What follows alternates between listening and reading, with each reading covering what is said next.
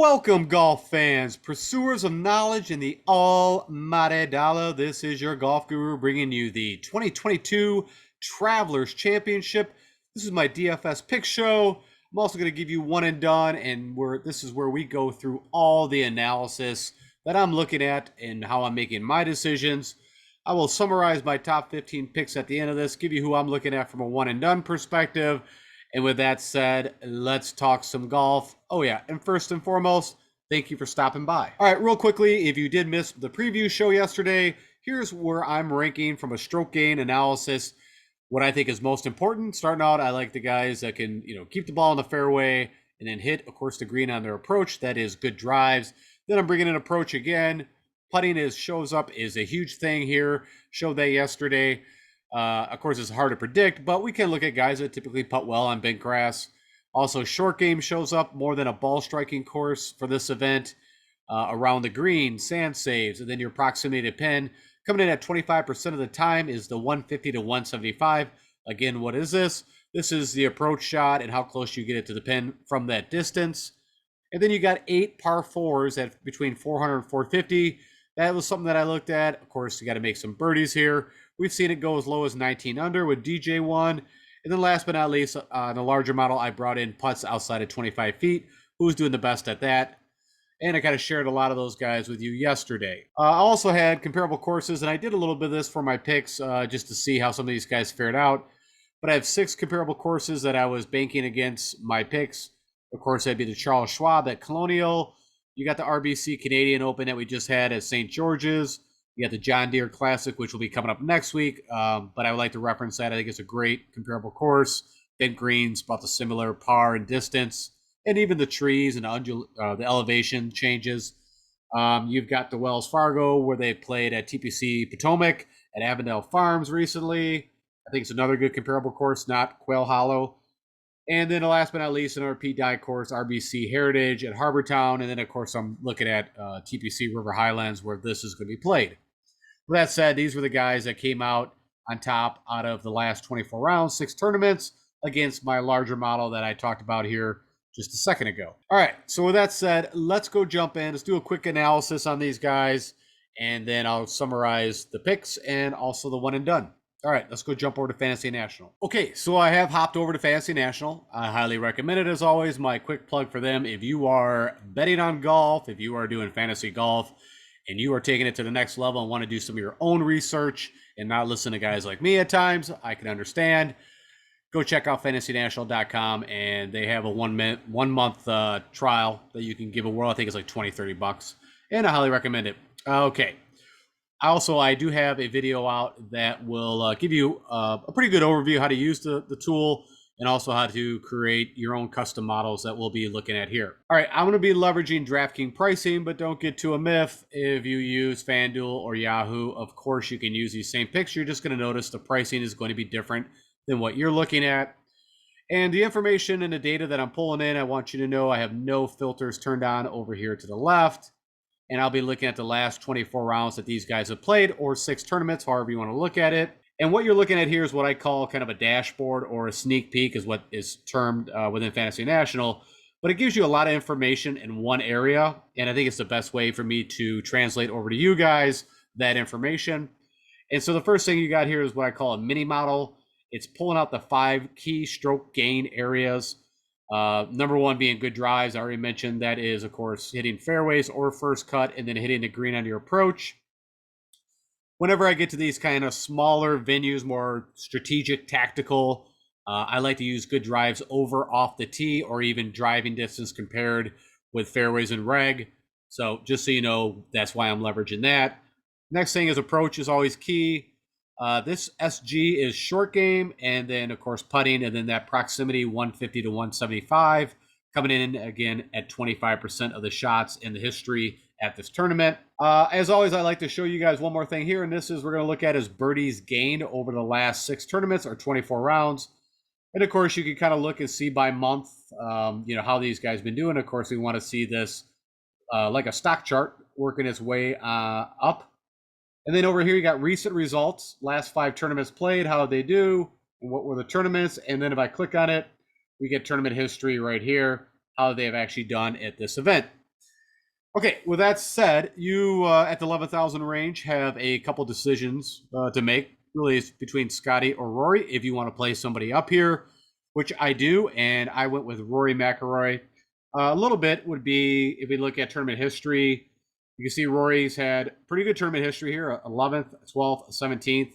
Did not play last year. Scotty's got a miscut, which I'm not worried too much about that. And a T47 the previous. I'd say more of my decision, honestly, is $200 difference, and I think you could flip a coin and be good either way. But I just like what Rory, of course, is coming off at that St. George's at the RBC. I think there's a lot of crossover from a comparable course, and that's a part of it. He also had a really nice showing at the Wells Fargo, which is another comparable course at Avondale Farms. Again, the bent greens, the tighter situation, shorter, par 70. So with that said, that was really how I came to my decision out of these two. And you don't have to play somebody up here, but I really like the game that Rory's playing. I also feel like the putter is super hot, which we got to jump on that bandwagon with Rory while we can. And the other one is that I think he's out there sticking that flag in the ground for the PGA. Hence why this field is as strong as it is. I think it's a little bit of Mike McDonough, kind of putting out his guys and saying, hey, I need you guys to represent. Also, I think it's probably the last tournament a lot of these guys play before they go across the pond and play either the Irish Open, the Scottish Open, and then get ready for the Open. So they're already over on the East Coast. I think they just said, hey, why not? All right, so that's the 11,000 range. Then you get in this 10,000 range. Of course, you got some decisions between JT, you got Sam Burns, Patrick Cantlay, you got Xander. So you got about, 5 guys that fall in the 10,000 range. I'm going to go with one, and I'm going with my boy, Sammy Burns. Everything clicks off from a modeling perspective. The guy's making a ton of birdies. Also, a really, you could call it I don't want to say back end, but he came from behind at the Colonial to win at the Charles Schwab, which again, I think is the best comparable course we have to this event from a par standpoint, from a distance, from the older kind of trees to the bent greens. There's a lot of comparables you could do there. JT, very viable. I mean, he ticks a lot of the boxes. Of course, the driver makes me a little more nervous. Now you could say, Burns hasn't been also that great, but compared to the two, I will take Burns off the tee box right now. But again, up here, I don't think you can go wrong. I think even Patrick Cantlay, this should be a very good fit for him. If you look at Patrick Cantlay, has played this four years running and is, been up there top 15 or better. I actually thought a bit about him, but, you can see ownership right now is leaning in Cantlay's favor. So with that, I would rather, maybe be a little different than that chalk and go to Sam Burns. And also, I'm a Sam Burns truther, have been since I've been, doing this show for past couple years. So I got to stick with my boy. And every time I deviate from Sam Burns, he'll come up and bite me in the ass like he did at the Charles Schwab. So that's my decision out of the top. What is that? 7 guys. That's where I'm falling. And then once we get to the 9,000 range, I'm going to go with Jordan Spieth. He's not a pick of mine often. So, hopefully this works out well. But of course, he's won here past 2017. Hasn't had the greatest results since then. But also his game is at a whole different level than back here in 2018, 19, and 20, where he was hitting it all over the place. He's actually been, from tee to green, amazing. It's actually been the putter, funny enough, which we all know has been holding him back. But, I have a feeling that that will turn around. And while we're at it, let's go look at Jordan real quick and just see what the putter's been doing. We're not going to have information for the U.S. Open, but you can say he gained at the Memorial 5 strokes. Of course, we know he won the RBC Heritage, losing 2.5, which is still never seen that since I've been doing this. Gained 1.5 at the AT&T Byron Nelson, and tiny bit at the Charles Schwab. So if he gets a hot putter, I think it's game over. I think Jordan could actually win this. And if you look at what he's been doing on these shorter tracks, of course, he won RBC, had a 7th at Charles Schwab, a 2nd at Craig Ranch. So, yeah, that's the guy I'm falling to. I think there's going to be a lot of talk about Sungjae Im jumping back on that train, and I don't have a problem with it. I think he missed the cut like a lot of the guys did, at +4, so by a stroke. Honestly, Sungjae Im, I just don't get right. I actually used him for one and done at the Honda Classic, and he missed the cut. Whenever I play this guy, I shouldn't say that. One time he made me some money on Showdown Finale. It was a nice little win there, and that was back, I believe, at the Arnold Palmer a couple of years ago. But, I just his putter is just so hit or miss. And what I've noticed is, for some odd reason, at least this is in my own mind, well, let's go see if it's quantifiable, that he putts better on Bermuda. And okay, so their statistics show that I am correct. Bent is his worst surface out of the three, but he can get hot. And we know that, ultimately he's very elite tee to green. I have no qualms about playing him. I just think, it's kind of that reverse psychology where a lot of people on one side is going to say, oh, everybody's going to get off him because of the miscut. I think it's going to be opposite. I think a lot of people are going to play him. Now that 9,700 price tag is quite, $2,000 more than what we were paying just last week. But yeah, we'll see how it falls. But I'm off on him. I think Joaquin Niemann's a solid play. I have no qualms. He had a T5 here back in 2019. I like to play Joaquin where I know that ball striking is emphasized, where that 200 plus shot is needed. And I think, that is a strength of Joaquin, hence his win at Riviera. Now, you could also flip this around. His first win before Riviera at the Genesis was at Old TPC Whitehead. And so I know this about him, and that's a great comparable course. So you can make arguments for Joaquin. So where I would leave that is I will probably sprinkle in some Joaquin, depending on how many builds I have, but he's just not going to make my top 15. So I'll leave it at that. I don't think it's a bad play at all. I think it's a pretty good play. I think the reason what got me maybe to go with Tony Finau instead is just what he's been doing on the shorter tracks, and just he's been elite. Now, I know, again, he missed the cut. Same thing, +4, if I remember correctly, like a Sungjae Im, like a Corey Connors. I think we can go down quite a few guys that did that to us. But he's playing elite golf, and again, what he's done, like at the RBC at St. George's, the Charles Schwab, on some of these smaller tracks recently, he's been doing very well.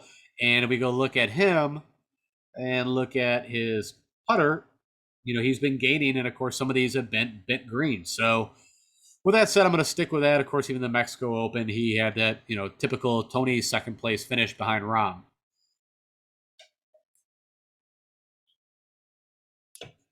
Okay, not too far off from a Tony Finau play would be Keegan Bradley, where I think they're very similar. I think pretty elite off the tee and also on approach. And it's the putter. But both of these guys, putters, have both started to go in fuego on bent greens. And you can see that here again, the U.S. Open here recently, the PGA Championship at Southern Hills. Let's go take a look at that. I want to confirm that he has been gaining on all these. All right, so not everyone, but the Wells Fargo he gained, that was bent, gained ridiculous, almost 10 strokes. The Memorial, which I believe Jack's Place is bent. Yep. And what was the other one? PGA, that's Southern Hills. So he did lose a stroke and a half there. But compared to what we typically see out of Keegan, and of course at the U.S. Open, he fell apart with the putter a bit on Sunday. So you could also make an argument that the last time we saw Keegan on Sunday, he was missing quite a few putts. But I'm going to go with the total sum of what we've been seeing over the past 6-7 tournaments. And I'm going to run with these two guys. Brooks Koepka, which you probably have already heard, has announced that he is going to go play in the LIV event in Portland, Oregon. But his name, I have not seen a withdrawal. So I guess he's going to play, technically they can't ban him yet because he hasn't actually went and done it. I would be shocked if Brooks Koepka actually played in this event, but I don't really care. I don't want to play Brooks. They can have him. Another guy that's going to go grow the game, right? Not go, pull the Steve Miller band and take the money and run. That's not what it's for. But I just laugh, and I don't want to get off on a tangent here, but it's quite hilarious that how he acted in his press conference with the reporters asking him about his decision with, of course, his younger brother, Chase Koepka, already playing over there. You got DJ, which was one of his best friends. I'm guessing still are, right? They had a little tiff back at the PGA, or at least was made into a tiff. But, I mean, it fits perfect. Like, we all know Koepka, he's done what he wants to do. He doesn't want to play on regular PGA Tour events. He only wants to get up for the majors. He doesn't practice for the other events. He's in his career now. Or get the big chunk of money. He just got married, and away he goes. So I was just waiting for this. It's not a shocker whatsoever. So goodbye. And, for me, a lot of the guys that are going over there, it honestly just makes my life easier to kind of sift out the riffraff. And that's how I look at a lot of these guys. We're kind of like, I don't want to say has-beens, but it opens up opportunities for the younger guys to come in, and the guys like the DJs and the Koepkas, that it just feels like they really haven't been in it or cared DJ since he won the Masters, and Koepka, went through injuries, and I just haven't seen really a whole lot out of him since, I don't even know, since I guess he won Waste Management. So yeah, with that said, no thank you, Koepka. Tommy Fleetwood, I don't have any issues. I feel like Tommy just can't go low enough at this event. Now, this is not going to be a 25 under, but it could get to upper teens, possibly 20 under.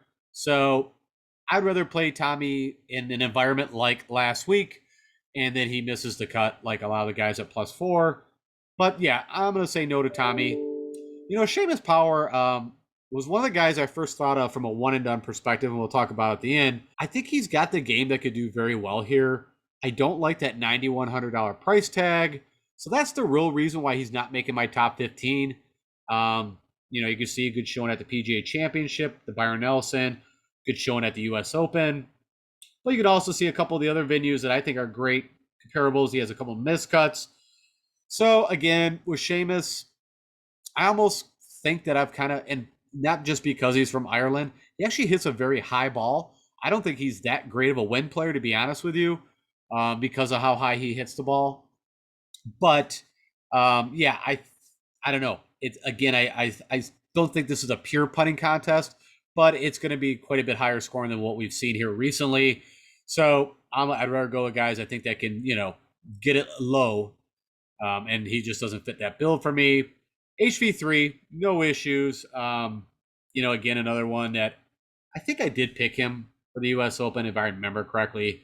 That went terribly wrong if I did. I don't remember. I know for sure the RBC Canadian, he was in there.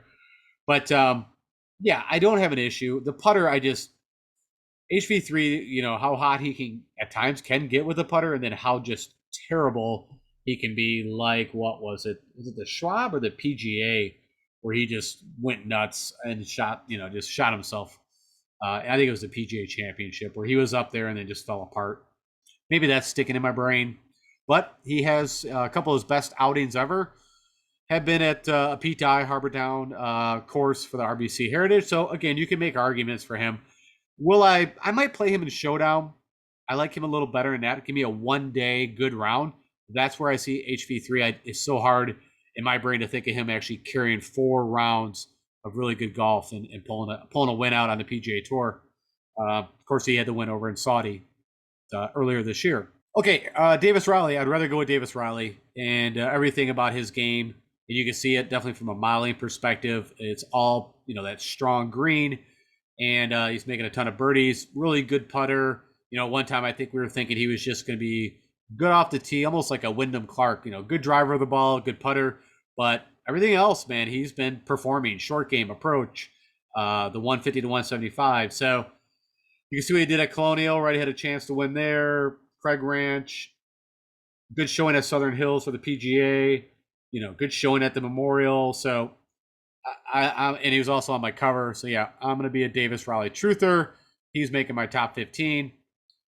Aaron Wise, again, I don't have really anything bad to say about. At times the putter makes me a little nervous. You can see kind of a little mixed bag of results. But let's see what he's done. I'm sorry, I didn't know if I've been showing tournament history. Let's go look at tournament history for a couple of these guys for you. So not the greatest tournament history, but again, he's like a Keegan Bradley, like a Finau. He's found the putter.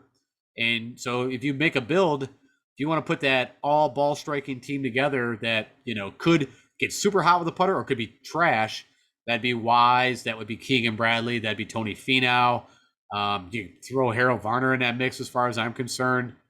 Anybody else up here that I think is just Joaquin Niemann, I think to a degree you could put him in there. Putting's been better. All right, so I'm just looking at tournament history for you real quick with some of these guys. So M58, 21st. I think I showed you Spieth. Joaquin Niemann had a T5 back in 2019. Finau, 3 missed cuts recently, but had a T17, T25th. I should say recently, but the past 3 years. Keegan Bradley had a T2 here back in 2019, a T8, but also a couple of missed cuts, so a mixed bag there. I don't really care about Koepka, but you can see he's had, decent results. Fleetwood played her once back in 2019 at a T13. Seamus Power last year at a T19, T66, T36. HV3, T21, best result back in 2019. Davis Riley's never played. Aaron Wise, we just looked at, which reminded me to do that for you guys.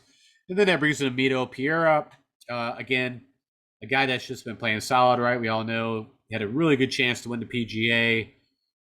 Showed up at Craig Ranch.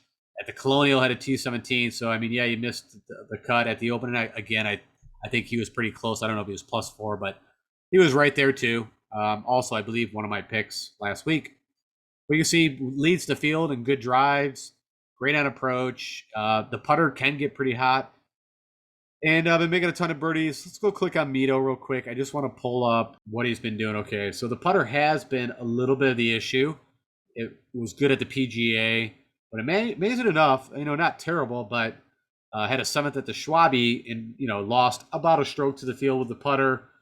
So it was the Bermuda where he had a little bit of streak running. And then right here is where he really kind of lit up. What did he do? The one that I didn't put on here. I want to see what the Rocket Mortgage. So the one time it was his first, that was his inaugural event, and he missed the cut. So I don't hold that. I was just curious because those are bent greens. All right.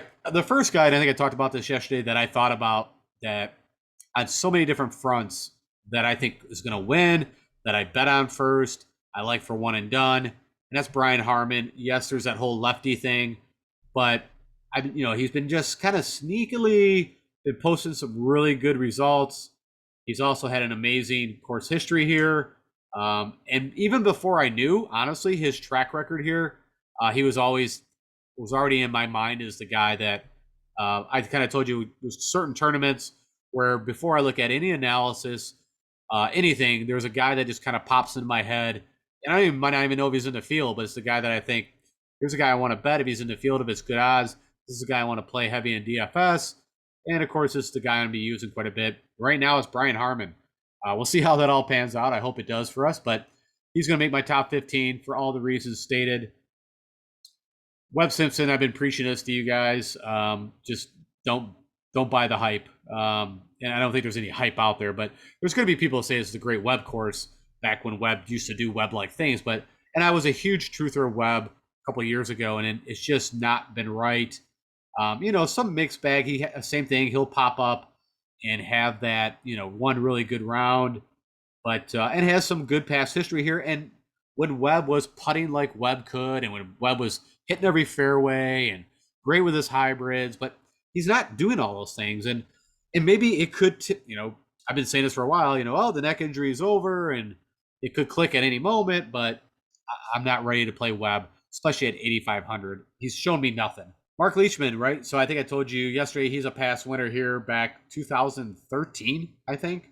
So that was something I didn't even know, or at least didn't remember. I should state that. But he had a really good showing here last year too, the third. But and I had a pretty good showing at the U.S. Open. So I think, how do I get this? From a leverage differentiation, if you are looking to change it up, right now he's less than 10% owned. He'll be a call for me when I look at ownership projections tomorrow.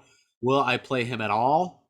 Right now, he's not on the top 15, and he's not really on my radar at all. But I might make those changes. You see from the birdie perspective, the driver, it makes me a little bit nervous. You see the 150. Even his putter, let's go take a look at that. Because when I've actually tried to roster this guy or, kind of evaluated him, his putter was trash. Now, you can see it's been better last 4 rounds. Just trying to see. So, it hasn't been, I don't know. A couple of times that I literally was watching or playing him, the putter was not where I was hoping it would be. So, if you take that away from him, it gets pretty rough. Okay, so the next thing, I talked about the whole lefty thing that I'm kind of on here. Also, I'm really on the guys that are really good putters too, or at least been hot with the putter for a bit. Denny McCarthy, best on the PGA Tour, at least last year. I think he's right there again. You can see out of this field, he's ranked number 2. But the ball striking has gotten better. You can see great short game. He showed up at the U.S. Open, had a chance there on Sunday, a minimal, but he had a small chance. Good showing at Jack's Place. Even did pretty good at his home state. I think at one time he was leading the Wells Fargo, I think, Friday? Or right up there, if I remember correctly. Now, he has not had a very good tournament history here. But I think he's at a better place, better game. I mean, his recent results show that trending in the right way. I bet him. I also like this projected ownership if it stays there. So I'm all over playing some Denny McCarthy. Killer Keith, no real feelings, to be honest. Again, I like Killer Keith when I think his driver's an advantage. So I like the course to be a longer, like 74, 7,500 yards. That is not the case here. So that's why I'm passing on Killer Keith. I'm actually going to play Jason Day in this.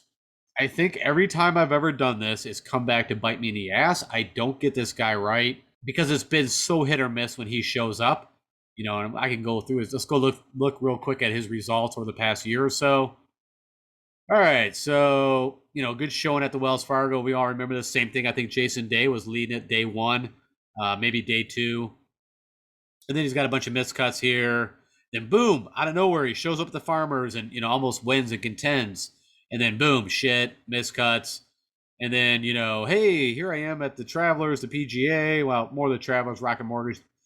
I'd say just the Travelers. Hence, that's a little bit why I want to play him. Is his track record at this course. Showed up at the AT&T. Like he's just pops up, has that good 4 days, and then just goes away for a while. I'm hoping, that he's had a little bit of rest. Didn't play in the Open. Hoping the back's good. If you look at his course history, a T12, a T8, a T10th, not too far from his house in Ohio. So, all that said, I'm going to play him.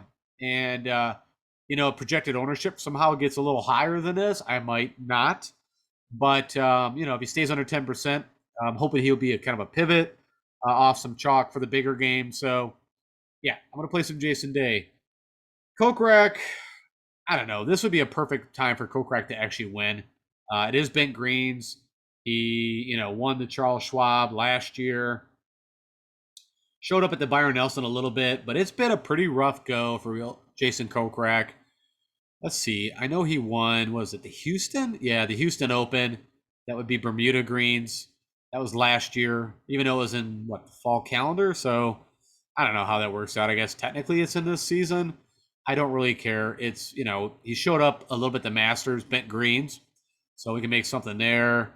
Craig Ranch, that's bent. So he does 10. Let's go look at this. Well, that's funny. It doesn't show that. But where he's had his wins, well, let's do it this way. It's one way I could show it. All right, the CJ Cup, his first win at Shadow Creek, bent greens. Bermuda, I'm pretty sure that is Bermuda. Let's do that again. POA, Bermuda. What U.S. Open is this? Wingfoot? That's bent at Wingfoot. And there's the Byron Nelson, but that's probably at Trinity. I'm just trying to see if I'm correct on my little statement. I guess I think of where his wins have been, and they all been on Bermuda. Or I'm sorry, on bent. Hence, they're playing bent greens with a dash of POA, supposedly. So, yeah, I don't know. Maybe, again, this is talking about from a large GPP, 100,000 entries. You're going to have to get a little different. If this projected ownership stays like that, I might sprinkle him in, but definitely not making my top 15. Again, back to guys that can actually putt. Brendan Todd, right? And of course, he had a chance to win the Charles Schwab. Of course, he's doing everything that I like. He is, I think back to where when Brendan Todd was almost won 3 tournaments in a row. I think his game is getting a lot closer there. Of course, he had the chance to win at Colonial. Just missed, and I was really pulling from because I had a nice little bet on him. Neither here or there. So maybe I'm wishing it a little bit, but again, I have a pretty good bet. I think, what is he, 100 to 1, I think it was. But you can see good results here. He's the guy that I think is more the prototypical player that I'm looking for. Hit the fairways, hit the greens, and then make your putts. Be good in short game. Stay out of this rough because I think the rough is going to be pretty penal. Hence, again, you're going to see that I'm going with Seabez. Again, kind of fits that mold now. He's not as good as a driver, accurate as a driver as Brendan Todd, at least not historically, but he's, very elite with the short game putting, everything else. You can see also been playing well. Schwab, Byron Nelson. He's never played this event. But yeah, I like Seabez, and that's where I'm going to land. Let me go look at Mr. Seabez. I want to see what he does. So, he does gain on bent, about a half stroke. Showing that Bermuda so far has been his best surface. That also can mean that he's played more courses in Florida and Houston than he has in other regions. All right, moving along. Brendan Steele, no thank you. You can see not bad results, pretty decent form. You can also see projected ownership a little higher. So again, I'm not saying don't play him. I'm just saying he's not in my top 15. I think Matt McNeely is a little interesting, but it's kind of fallen out of favor. Hasn't been showing a lot of good results. But this course should fit him for some reason, and I think maybe it's the whole Pebble Beach thing. It's not POA, but that shorter track that he takes advantage of. It seems like he's had some good showings. But we also kind of felt that way at RBC Heritage. It didn't work out. Joel Damon, I actually bet him. I think he's 125 to 1. Really good showing at the U.S. Open, right? I think he led in, greens and reg. I think even fairways and reg. But, if the putter goes, Joel Damon could be a great play. And played here 4 times this showing. T20 is best in 2020. Siwoo Kim, it is a Pete Dye course, but, I've tried that here before, and you can see, I think it's almost a better bet than a DFS place. Because either he's, maybe top 11 or maybe a top 10 play, but it has, of course, multiple wins on Pete Dye courses, the Players, the Amex. KH Lee, right, had that win at the Byron. I think he's priced a little high for KH Lee for me in this field, so I'm going to pass. Harris English, your past winner here. I picked him last year.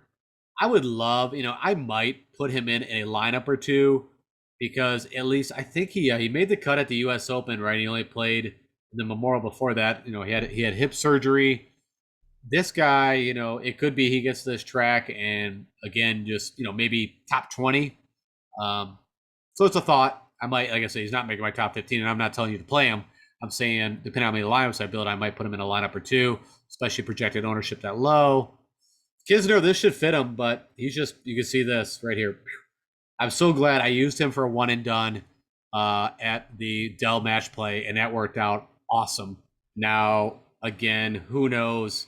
You can see some past good history here, but also some miscuts. That he could be a differentiator again in a large GPP tournament. So, you could take a risk on it. This is one of the courses like a Kevin Na that he can win on. So, something to think about. Patrick Rogers actually withdrew. So if you have him already in a lineup or something, get rid of Patrick Rogers.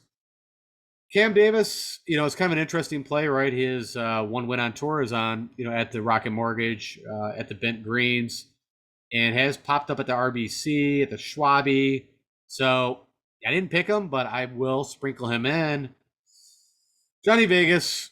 No, I'm just kind of out on Vegas right now. I felt like he had that run and his chance to make his win. And I mean, who knows, right? I think I picked it for the RBC. That did not work out so well. So I'm a bit off on Jonathan Vegas at this time. Tringali, I think, is not a bad play at all. I think, what's he done here? Not the greatest course history, but this is a place that he could strike. So $7,400 for Tringali. I think that's a pretty good value. That's my own perception. Had a good showing at the U.S. Open. Let's go take a look at him real quick. I want to just go see where Tringali's had his best outings.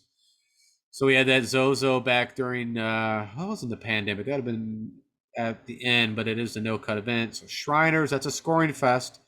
So that's a while ago, though. Zurich, before it was the team event. The Farmers this year, out of nowhere. Valspar, so some tougher tracks. There's, the shorter RSM, tough track to 3M, TPC Twin Cities. There's the Rocket Mortgage on Bent. Yeah, I don't think it's a terrible play. I might play a little Cameron Tringali. So note that. And I think I actually picked, I got Lanto down here. So I might swap some Lanto out for Tringali because I think Tringali is a better player than Lanto Griffin, even though Lanto does have a win on tour. But anyways, that's a whole different conversation for Mackenzie Hughes, right? I told you shot around, 60, round 1, 2020 here. Pretty good results. The driver, again, makes me nervous. That's kind of what's keeping me off him. But everything else ticks the box on what you need to do here. And remember, I showed you past, at least in 2021, you didn't really have to gain much at all with the driver. I take that back. On some other 2020 or 2021, it was guys gained off the tee and with the putter and not with approach. But then if you looked at 2 previous years, it was kind of not so much about the driver. It was about approach and putting. So I think you can get it done multiple ways here. As long as he can keep it in play, keep it out of the rough, he'd be fine. Aaron Rye, no, I don't know. I like him again. Maybe tougher tracks, more of a ball striking track. Tom Hoagie's been a bit of a run of problem there. Sahith, there's Sahith truthers out there, but I'm gonna say no. Um, Again, I think I like him maybe in a more ball striking centric. I'm actually on CT Pan, right? I think I mentioned yesterday he's a past winner at RBC Heritage at Harbor Town. Didn't do so well there recently, but been playing solid golf. I mean, nothing spectacular, but it's the putter. If that putter goes, of course, he's also our bronze Olympic gold medal winner. He's had a T8 here, a T36. So I don't know. I'm feeling CT Pan, so that's where I'm going to fall there. I think Lahiri, I mentioned this yesterday, should rank, fit very well for this course. Has a T9, a T17 here. Miscuts recently. Showed up at Avondale Farms. Of course, we all know he really came onto the scene at the Players. So I will play him. I will sprinkle him. He's not making my top 15. Ryan Palmer, I your best shot was at the Byron Nelson, and he did have a shot, but I look at him like Charlie Hoffman right now. He's just broken as far as I'm concerned. So no, thank you. Luke List could do well here. It's just you can see this is the two areas, and it's everything else. I liked him better, like for the Farmers that he won. Give me that longer course. Take advantage of that driver. Charles Howe, not my cup of tea, but there's no reason why he couldn't do well here. Streelman had a second place here in 2020. He's had some really good showings here. Has not been playing very good golf, but I will more of the horses for courses. I will play some Streelman. He's not making my top 15. Rest of these guys, Ches Reavie, past winner here, should fit him. Again, I'll probably sprinkle him in. Not making the top 15. Neesmith, man, for a moment there, I thought he might. I mean, it was a long shot, but if you could have, pulled out that, could have pulled out a victory at the U.S. Open there, that would have just been awesome. 300 to 1. Of course, that was my long shot. He was right there for a while until, I don't know. I don't think he fell apart that bad on Saturday, but of course, Sunday he fell back. What did he end up? Yeah, T37 after all said and done. But at one time, we saw him up there. Trey Merritt had some good results here and does these two things, as you see, very well. It's everything else. And also had a shot, right? Had the playoff at the Brockett Mortgage where he lost to Cam Davis. But again, I think there's some crossover from there. Dougie Gim, he showed up at the RBC. What did I say? Just play him at the Players. And then, of course, he showed up a little bit there. I just can't do it with that short game of the putter. So the last guy that I'm actually going to talk about and landed on was Lanto Griffin. I mentioned that I didn't even notice that Tringali was just a few $100 more. I'll be dead honest. So I think either one of these guys you can interchange. I think their skill sets are very similar. Lanto's played some good golf. Best showing lately was at the Wells Fargo, which I think is a great comp course. And then, you get miscut at the Open, whatever. But the Memorial PGA, again, we're down at this price tag. I think he could get you a top 20 here. You can see top 24 or T24 here previously. So honestly, you can, like I said, Lanto and Tringali, I'll probably interchange in some of my lineups when I get down to this price tag. All right, let's go jump back over, wrap this thing up for you, and get you guys out of here. Okay, so to summarize my top 15 plays, we'll start out with my top 5, which I call the Fab 5. And to remind you, of course, we're going to go with Rory. It's been super hot putter. Just won at the RBC at St. George's, which I think is a really good comparable course. Bent greens, kind of same kind of layouts. I like it. So I'm going to go with Rory. That's the top guy. Next, Sammy Burns, my flavor, my guy, and can score a ton. And if he gets super hot, watch out. Of course, he just won the Colonial, again, at a very good comparable course. You got past champion here in 2017, Mr. Jordan Spieth. Then elite tee to green. It's the putter, and if that putter goes, whenever it goes, he's going to win. He won the RBC with a crap putter, so I can't even fathom what could happen if that putter actually got Jordan-like hot. Tony Finau has shown, actually, these next two guys, right? I told you, ball striker extraordinaires, typically bad putters, but have found life in the putter, have been doing well on similar tracks. Going to need that to carry over, but that's going to be my top 5 guys that a lot of my builds will kind of start with or have at least 2 of them in the beginning. Then kind of rounded out, I already talked about Davis Riley, be filling in the middle. Extraordinary game all around that he's had, but also I really like what he can do with the putter. Mito, I would put him more stronger on the ball striking and feel good about his tee game and his iron game. Maybe the putter could be iffy. Brian Harmon, I told you, this is the first guy I thought about. I'm going to stick with it. If you ask me right now, put a gun in my head, who's going to win this thing? For whatever reason, my spidey senses tell me it's Brian Harmon. So definitely going to play him. Denny McCarthy, just kind of waiting for that win. We've been waiting on this, been betting him. This is, I think, another good opportunity for him to do it. Out of all my picks, this is the one I'm the most nervous about. And if his ownership is not below 10%, I will not play him. I'll let you know that right now. If I see that his projected ownership gets over 10% and it's hovering there right now, I'll pull the plug. But if it stays less than 10, I will play Jason Day. I think, again, I just never get him right. It's so hard to because he'll show up for one tournament and then, miscut the next 3 or 4. So we'll see how that all works out. He has a great history here. And yeah, I like him as a play as long as the ownership keeps where it's at or less. Oop, that wasn't supposed to go that way. But anyways, CT Pan is going to be my mix for the Unsung 5. Then you got Todd over there. Should be a perfect fit. I like Brandon Todd a lot, especially from a bet. Seabez, pretty rare I pick him, but I think this is a great fit. Of course, Joel Damon is going to come down to the putter, but he's been really good tee to green. And then Lanto, I told you, interchange, Tringali and Lanto is what, $200-$300. I would have probably picked Cameron Tringali if I'd have known. I just did not. Somehow I skipped over that.